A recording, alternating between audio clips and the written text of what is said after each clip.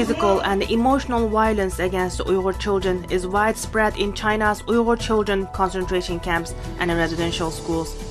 Chinese teachers are the main perpetrators against Uyghur children. Children often got beaten, starved, tortured with sleep deprivation, ridiculed, manipulated, and even raped. Last year, New York Times reported that more than 500,000 Uyghur children were incarcerated in Chinese concentration camps. Children were sent to boarding schools, only allowed once every 2 weeks to visit their parents.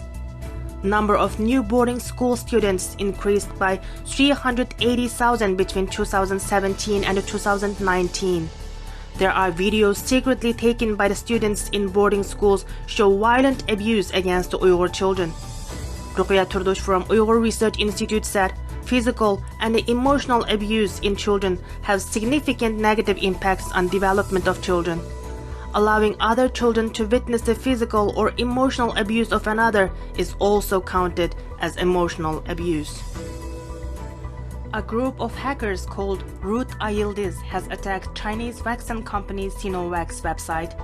The East Turkistan flag has been placed on the website. The attack happened right after the Chinese government announced ratification of extradition treaty with Turkey. Turkish parliament has not ratified the bilateral agreement signed in 2017. However, it has raised serious concern among Uyghur and the Turkish population in Turkey. Turkey has long history of welcoming Uyghur Turks fleeing colonial oppression. But now Uyghurs fear the treaty will endanger their safety if it will be ratified by the Turkish parliament soon. China gained major diplomatic gain with finalizing an investment agreement with European Union last Wednesday. It was an opportunistic strategy of China. While European economy is struggling with Wuhan virus crisis and the United States in its state of flux as it awaits the inauguration of President-elect Joe Biden.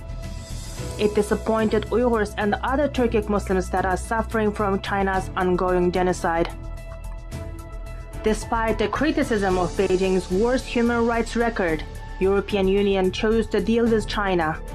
But experts say it's a bad deal for European Union investors because China never followed the rules. Ursula von der Leyen, president of the European Commission, tweeted Wednesday that the agreement will uphold our interests and promote our core values.